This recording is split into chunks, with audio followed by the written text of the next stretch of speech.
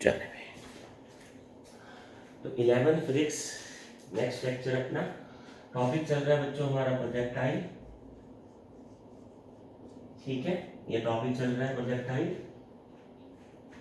अब इसमें हमने हॉरिजॉन्टल ओब्लीक प्रोजेक्टाइल यानी हॉरिजॉन्टल प्रोजेक्टाइल के आगे जो ओब्लीक एंगल पे प्रोजेक्टाइल है उसमें हमने कुछ काम कर लिया था, एक लेक्चर लग चुका है हमारा। तो आज क्या करेंगे हम? आज ये करेंगे बच्चे कि मान लीजिए कोई प्रोजेक्टाइल है जिसे आपने वेलोसिटी u से फेंका है और एंगल थीटा पे फेंका है। ये लीजिए वर्टिकल, ये लीजिए एक्स एक्सिस और ये वाई एक्सिस। समझे बात? तो यहां से आपने एक प्रोजेक्टाइल को u वेलोसिटी के साथ मेकिंग एंगल थीटा जो है फेंका है। ये आ गया आपका थीटा एंगल। ठीक है, तो आज हम कैलकुलेशंस करेंगे। जैसे हमने लास्ट लेक्चर में इक्वेशन ऑफ ट्रेजेक्टरी बनाया था और एक velocity at any point of projectile बनाया था, तो उसमें भी कुछ बातें अभी देखते हैं, आगे करेंगे, छूट गई थी शायद। तो ये है बच्चों आपका मैक्सिमम हाइट जो एक प्रोजेक्टाइल अटेन करता है, इसको बोलते हैं H maximum height attend bye a projectile. अब इसको बोलते हैं range of projectile, range of projectile. और यहां से लेके यहां तक जितना टाइम लगता है उसे हम टाइम ऑफ फ्लाइट बोलते हैं। तो आपको अगर ये लेक्चर समझना है तो आपको पहले पिछला जो लेक्चर है वो देखना पड़ेगा, रादर प्रोजेक्टाइल के दोनों लेक्चर देखने पड़ेंगे, तभी आपको ये सारा कुछ समझ आएगा। समझने की बात? तो ये आप पे है, अगर आपको अच्छे से सीखना है तो ये मान लीजिए वेलोसिटी u है, ठीक है, तो आप फिर इसको अच्छे से सीखने के लिए वहां पीछे जाएं, लेक्चर देखें, देन यू कैन कम। चलिए अब चलते बच्चों, अपनी वही पार्ट है हॉरिजॉन्टल डायरेक्शन और वर्टिकल। इसमें क्या क्या है अपने पास ये देख लेते हैं बच्चों। तो हॉरिजॉन्टल डायरेक्शन में इनिशियल वेलोसिटी है आपके पास ux u cos theta component, और इसमें है uy u sin थीटा, और a लेंगे -g और यहाँ ax आएगा आपके पास 0। तो टाइम ऑफ फ्लाइट पहला पॉइंट, पहला जो करने वाले हैं, टाइम ऑफ फ्लाइट कैसे सॉल्व करेंगे, how to calculate the time of flight. तो ये समझते हैं बच्चों। देखिए यहां एक बहुत अच्छी बात है, मान लीजिए प्रोजेक्टाइल आपका 0 से चला और x पे जाके गिर गया। मान लीजिए प्रोजेक्टाइल 0 से चला और x पे जाके गिर गया, ठीक है ना। तो टाइम ऑफ फ्लाइट क्या है? इसने जो टाइम ऑफ फ्लाइट मतलब है the time taken by a projectile from moving 0 यानी सॉरी o टू x, ये है रेंज। टाइम ऑफ फ्लाइट है time taken by a projectile to cover the horizontal range, the horizontal range, ठीक है। that is a projectile starts from O and falls at X, but during this, that is projectile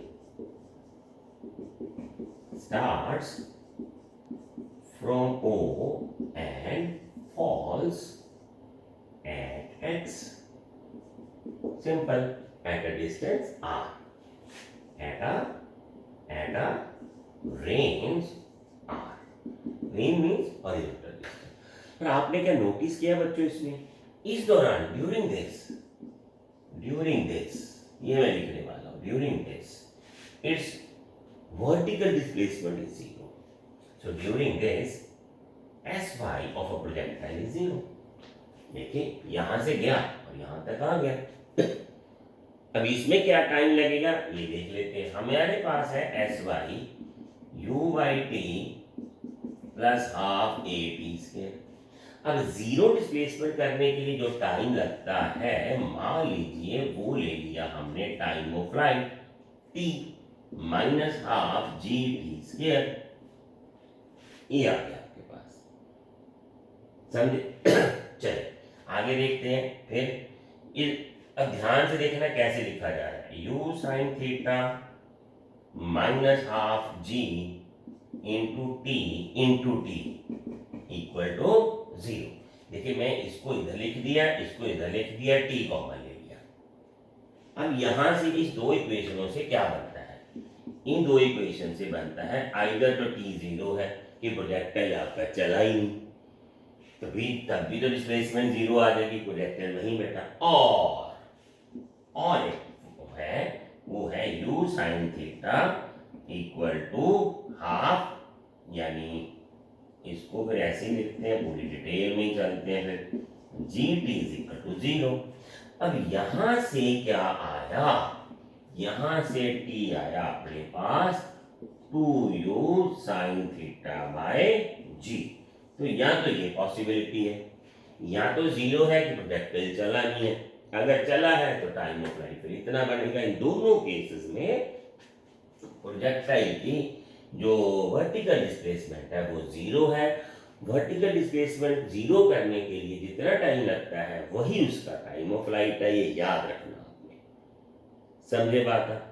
ठीक है, तो ये पूरे ध्यान से याद रखना कि वर्टिकल डिस्प्लेसमेंट जो है इसकी जीरो हो जाती है तब जब वो प्रोजेक्टाइल पूरी रेंज कवर करता है। उसी को एक पॉइंट मान के हमने ये अपना टाइम ऑफ फ्लाइट जो है पूरा कर लिया। So t is equal to 2u sin theta by g is the time of flight of a projectile moving 0 to x इस दौरान उसकी vertical displacement 0 हो जाएगी और horizontal displacement जो है वो r हो जाएगी। अब आ गया बच्चों आगे, आगे क्या आ गया, तो आगे आ गया बच्चों मैक्सिमम जो है हाइट। अब इसका भी एक फॉर्मूला है मैक्सिमम हाइट का, ये ध्यान से देखने वाली चीजें हैं, ठीक है जी। तो मैक्सिमम हाइट के जो दौरान है वो ध्यान से देखना बच्चों, मैक्सिमम हाइट, ठीक। तो यहां एक छोटा सा और देखते हैं, ये क्या पॉइंट है। देखिए ये पॉइंट वो है प्रोजेक्टाइल का, एक बार में आएगा कि एट मैक्सिमम हाइट प्रोजेक्टाइल की जो वर्टिकल वेलोसिटी है वो जीरो हो जाएगी और प्रोजेक्टाइल नीचे फॉल करेगा। हॉरिजॉन्टल वेलोसिटी कभी जीरो नहीं होती, ये ध्यान से देखना है। u cos theta component will be present at point, ये कोई भी पॉइंट ले लेते हैं, let it be O B A, तो कोई पॉइंट ले लेते हैं जो परफेक्ट सा लगे, चले ओ ले ले, क्यों ले ले। So Q is the point at maximum height where only horizontal velocity is present, no vertical velocity is present, because projectile जैसे ऊपर जाता है फिर वो नीचे आने के लिए फॉल करता है। तो at maximum height point, maximum height point, क्यों u v y is zero, v y is zero and u y is u cos theta ही रहेगा। मतलब अगर प्रोजेक्टाइल जीरो से एक्स तक जाता है, जीरो से एक्स तक पूरी रेंज जाता है, तो उसमें एक बार ही ऐसा हो सकता है जब उसका वर्टिकल वेलोसिटी कंपोनेंट जीरो होता है, वो है मैक्सिमम हाइट। तो अगर आप टाइम ऑफ फ्लाइट लेते हैं इसको, तो इसमें एक बार ये होगा ये ध्यान से देखने वाली बात है, ठीक है। चलिए हम इसको ऐसे ले लेते हैं, तो हमारे पास क्या है बच्चों, एस वाई वी वाई का स्क्वायर, ये लेते हैं, चलिए वी वाई का स्क्वायर माइनस यू वाई का square, v square minus u square equal to 2a x y, ये ठीक है। तो ये आ गया आपका time of flight maximum height, ठीक है। अब मैक्सिमम हाइट जो करेगा वो बंदा कितनी करेगा, projectile s y will be the h maximum height, ठीक है। तो अब ये क्या है, जीरो है, ये क्या है, u साइन स्क्वायर थीटा है और 2g है माइनस वाला और ये है h। ये देखिए a बाई जी माइनस में लेना, तो इसका मतलब ये बना कि मैक्सिमम हाइट एक ऐसा पॉइंट है जहां वर्टिकल वेलोसिटी जीरो है, हॉरिजॉन्टल वेलोसिटी ये है और जो वर्टिकल डिस्प्लेसमेंट है वो मैक्सिमम एस बाई एच हो चुकी होती है। तो यहां से हम h का फॉर्मूला ले लेंगे u square sine square theta by 2g, ये आ गया अपने पास फॉर्मूला। तो यहां से h आ गया u square sine square theta by 2gn। ये आ गया मैक्सिमम हाइट का या मैक्सिमम डिस्प्लेसमेंट जितनी एक प्रोजेक्टाइल कर सकता है ड्यूरिंग दिस मोशन, वो आ गया। तो उसमें क्या आया, बेसिकली v बाई 0 लेना है, vertical velocity at highest point is 0। बच्चों ये ध्यान से सुनने वाली बात है। चलिए बच्चों आगे चलते हम। ठीक है जी, आगे अब ये पॉइंट वो टाइम ऑफ फ्लाइट हो गया आपका, हॉरिजॉन्टल रेंज आ गया आपका। थर्ड है हॉरिजॉन्टल रेंज। तो हॉरिजॉन्टल रेंज है r। अब अगर 0 से x तक कोई भी प्रोजेक्टाइल हमारा चलता है तो उस दौरान क्या क्या होता है ये देखिए। उस दौरान उसका जो एस एक्स है वो r हो जाएगा और टी एक्स जो है वो t, और ये आ गया आपका 2u साइन थीटा बाई जी, और इसका u एक्स जो है u कॉस थीटा ही रहेगा। एक्स तो 0 है। तो अब निकालते हैं डिस्टेंस का फॉर्मूला लेके इसका काम, हाफ ए एक्स टी का स्क्वायर। तो ए एक्स तो 0 है, तो ये फैक्टर तो छोड़ दो। ठीक है, horizontal component of acceleration is 0 in A projectile. तो एस एक्स तो आर आ गया, ये यू कॉस थीटा आ गया, और 2u साइन थीटा बाय जी आ गया। समझे आप? अब इसको लिखते हैं r। तो ये आ गया 2u square sine theta cos theta r by g. तो r जो रेंज है, अब बच्चों +1 में हो तो आपको ये पता होना चाहिए, नॉन मेडिकल के स्टूडेंट हो तो याद क्या रखना है, ये आपको मेडिकल वालों को भी लिए मैं थोड़ा सा लिख देता हूँ। Cos theta 2 sine theta cos theta is always sine 2 theta. क्या मतलब बना कि अगर आपने थीटा को 45 या 30 डिग्री ले लिया, तो अगर आपने इसकी वैल्यू लेनी है cos 30 डिग्री, तो ये साइन 60 डिग्री के इक्वल ही आएगा 2 थीटा। ठीक है, चाहे तो आप इन दो तीनों को सॉल्व कर लीजिए या फिर साइन 60 को। तो यहां बन गया अपने पास u square sine 2 theta by g formula.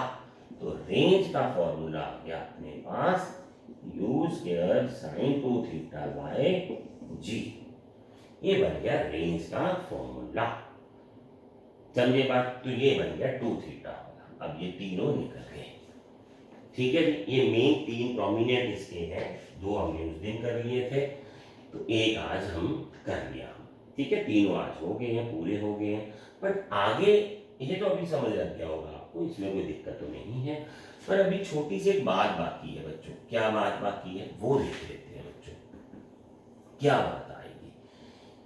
अब ये तो हो गया हमारा ये रेंज का फॉर्मूला। चलो रेंज के फार्मूले पे थोड़ी बात कर लेते हैं। रेंज जो है बच्चों u square sine 2 theta by g है।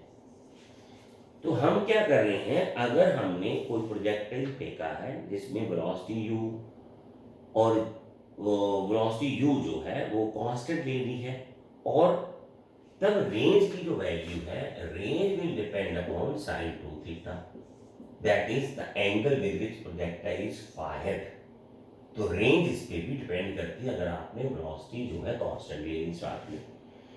ठीक है, ये 2 वेरिएबल्स हैं बच्चों। या तो आप एंगल वेरी कर सकते हो ऐसे ऐसे ऐसे, तो या आप यू वेरी कर सकते हो। रेंज दोनों की वजह से वेरी होती है। तो अगर हमने ये मान लिया कि यू तो हमें ले ली कांस्टेंट, ठीक है, तो रेंज वेरी करेगी r equal to sine 2 theta. अब इसका मतलब r मैक्सिमम तब होगा, r maximum at constant u,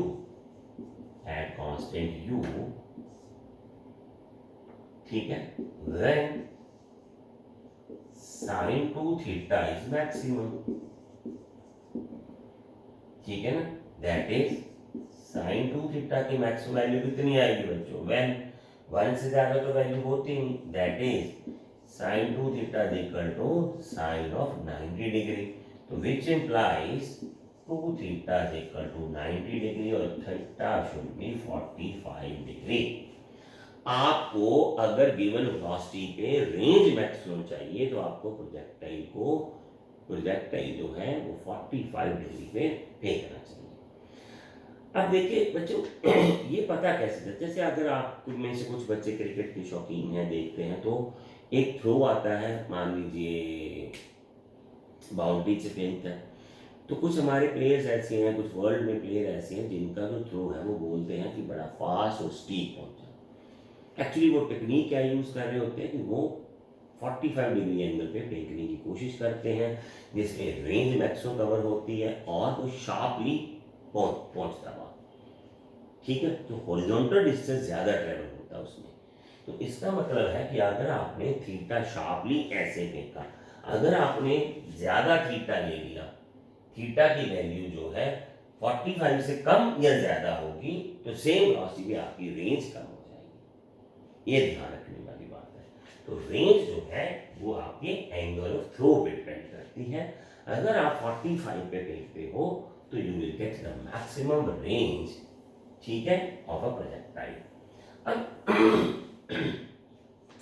यहां एक छोटी सी और डिस्कशन भी जुड़ गई बच्चों। डिस्कशन ये जुड़ गई कि अगर हम ये देखे बैठे, जो साइन थीटा की वैल्यू है वो फैक्टर भी एक को जन्म देती है। वो कैसे बच्चों, ये देखिए, साइन 180 माइनस 2 थीटा भी तो साइन 2 थीटा है, ये तो हमें पता है। Sine 180 minus theta sine theta के इक्वल है। अब यहां से कुछ एक वैल्यू निकालते हैं, तो वो ले लेते हैं ये 90 माइनस थीटा और साइन 2 थीटा। अब ये 90 माइनस 2 थीटा क्या है, ये वाला एंगल है 90 माइनस थीटा। हम इसको अल्फा ले लेते हैं, ठीक है। तो अल्फा मतलब आ गया sine 2 alpha is equal to sine 2 theta. अब ये दोनों वैल्यूज की वजह से ये एंगल तो बराबर आए। इसका मतलब ये बना कि अगर आपने प्रोजेक्टर को थीटा एंगल पे फेंका या 90 माइनस थीटा पे फेंका, जिसको हमने अल्फा ले लिया था, रेंज दोनों में सेम आएगी क्योंकि sine 2 alpha and sine theta is same. So what does it means कि projectile will have same range for two complementary angle,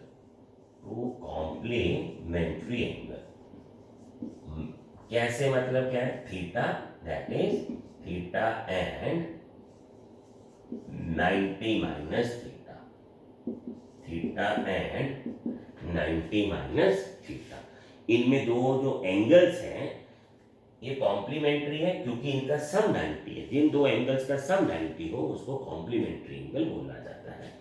तो यहां देखिए हमने ये लिया साइन 2 थीटा, ये इक्वल 2 निकाल दिया बाहर, तो इसको ये जैसे 2 ये 2 से मैच करता है। अब इसका मतलब ये और ये एंगल मैच करते हैं, यानी रेंज कहाँ इक्वल आ रही है, थीटा या 90 माइनस थीटा, ठीक है ना। अब हमने 90 माइनस थीटा को तो अल्फा डाल दिया, तो 2 alpha sign 2 alpha sign 2 theta same formula है। अगर आप चाहो तो ये लिख लो, चाहो तो ये लिख लीजिए। और अल्फा क्या है, 90 माइनस अल्फा 90 माइनस थीटा। तो इसका मतलब क्या हुआ, अगर इन दो एंगल्स, एक थीटा है 90 minus theta and 90 minus theta is angle made with, आप वर्टिकल भी बोल सकते हो। इसका मतलब ये बना कि अगर आपने प्रोजेक्टर को 30 डिग्री पे फेंका या आपने फेंका 60 डिग्री पे, इन दोनों में क्योंकि सम 90 बनता है तो रेंज सेम आएगी। चाहे तो आप 30 डिग्री पे फेंक दीजिए तब भी यहां पहुंचेगा, और आप 60 डिग्री से फेंक दीजिए तब भी यहां पहुंचेगा, कोई डिफरेंस नहीं आएगा, ठीक है। इन दोनों का एंगल जो है, सम जो है वो 90 बनता है। ऐसे ही थीटा 15 डिग्री ले लीजिए, ये सिक्का 75, रेंज सेम आएगी, उसमें रेंज सेम आएगी क्योंकि दोनों का सम 90 है। और जैसे थीटा और 90 माइनस थीटा पे रेंज सेम आती है, जिनको हम कॉम्प्लीमेंट्री एंगल बोलते हैं। इसका मतलब दो एंगल जिनके सम 90 बनते हो वहां रेंज सेम आएगी, आपको ये ध्यान रखना। फिर फर्क कहाँ आएगा, देखिए फर्क तो एक्स में आएगा ना, यहाँ ये देखिए यहाँ एक्स में फर्क आएगा, एक ऊंचा ज्यादा जाएगा ऊंचाई ज़्यादा लेगा, मैक्सिमम हाइट ज़्यादा लेगा, रेंज सेम डालेगा, और एक हाइट कम यानी वर्टिकल डिस्प्लेसमेंट कम होगी बट रेंज उतनी आएगी, क्योंकि रेंज जो है वो थीटा पे डिपेंड करती है आपकी। जैसे साइन 30 डिग्री पे तो हाइट कम आएगी, sine 60 is greater than sine 30 तो हाइट ज़्यादा आएगी, बट रेंज सेम आएगी। ठीक है, यानी ये प्रोजेक्टाइल का हाल बनेगा तब अगर हम ऐसे देखें तो ये आ गया एक एंगल, मान लीजिए ये आ गया आपको, और दूसरा आएगा ऐसे, यानी रेंज तो सेम है, मैक्सिमम हाइट में फर्क है। ये समझ लगी बात आपको। इसी तरह से टाइम ऑफ फ्लाइट में आ जाएगा आपके पास, वो उसमें भी थोड़ा सा चेंजेस आएंगे। ठीक है ना, चेंजेस तो आएंगी ना, ये वाला देख लीजिए आपको ध्यान से। तो ये है आपके पास एक छोटा सा क्वेश्चन जो आपने ये एक आज पार्ट लिखा है। इसके साथ बच्चों इसके जो बहुत सारे, ठीक है, जो क्वेश्चन हैं वो हमने कर लिए हैं। ठीक है, अब इसके चलेंगे न्यूमेरिकल्स, उसके लिए 2-3 लेक्चर लग जाएंगे। उसके बाद मैं फिर बोल रहा हूँ बच्चों, सब वेरी इजी है काम करने के लिए। आप बस चैनल को सब्सक्राइब करें, लाइक करें, शेयर करें, और इन प्रोजेक्टाइल्स के और बैक्स जो +1 के +2 के लेक्चर्स हैं उनमें काफ़ी सारे न्यूमेरिकल्स पड़े हुए हैं, आप उनको देखें। बस कोई भी एक जैसे MTG NCERT की बुक ले लीजिए, फिजिक्स केमिस्ट्री में बायो मैथ में जो भी आती हैं उनको सॉल्व करने की कोशिश करिए, आपको मैक्सिमम इसमें से मिल जाएगा आपको अच्छे से काम। चलिए अगले लेक्चर में फिर मिलते हैं बच्चों, ठीक है।